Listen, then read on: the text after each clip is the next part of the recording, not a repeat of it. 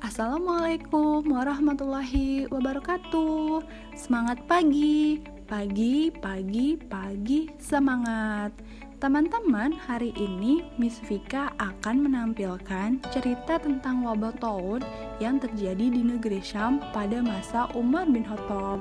Silahkan teman-teman menonton videonya ya.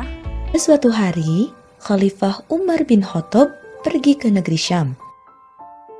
Saat beliau sampai di sebuah tempat bernama Sargo, beberapa panglima pasukan seperti Abu Ubaidah bin Jarrah dan sahabat lainnya datang menemuinya.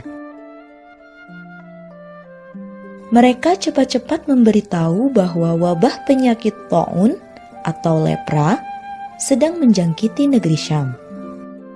Khalifah Umar segera mengumpulkan kaum muslimin untuk diajak berdiskusi. Sebagian kaum muhajirin mengusulkan, "Khalifah Umar, engkau kan telah bepergian untuk suatu urusan. Karena itu, teruskan saja perjalananmu." Yang lain mengusulkan, "Jangan hadapkan dirimu dan sahabat lain pada wabah penyakit berbahaya itu, wahai Khalifah Umar." Akhirnya, Khalifah Umar mengeluarkan perintah kepada kaum muslimin. "Kita lanjutkan perjalanan esok pagi saja." Abu Ubaidah bin Jarrah berkata, "Wahai Khalifah Umar, apakah kita lari dari takdir Allah?" Khalifah Umar menjawab, "Ya, kita lari dari takdir Allah untuk menjemput takdir Allah yang lain.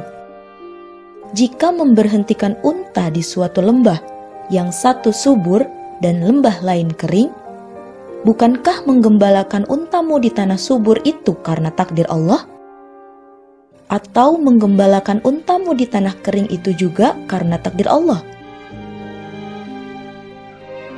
Tengah asik berdiskusi, tiba-tiba sahabat Abdurrahman bin Auf datang.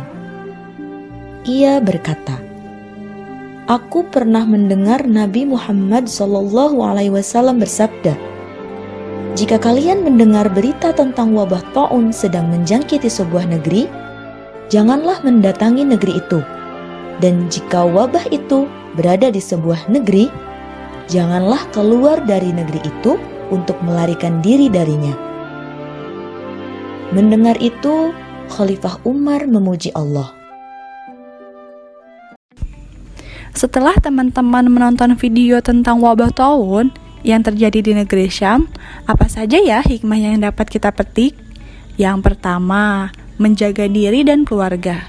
Perlunya kita menjaga diri dan keluarga atas wabah atau penyakit yang sedang melanda negeri kita, untuk tidak bepergian terlebih dahulu ke tempat keramaian. Nah, teman-teman tetap di rumah ya. Yang kedua, bersabar atas ujian. Kita harus sabar atau yakin ini adalah ujian untuk kita semua sebagai hamba Allah yang beriman.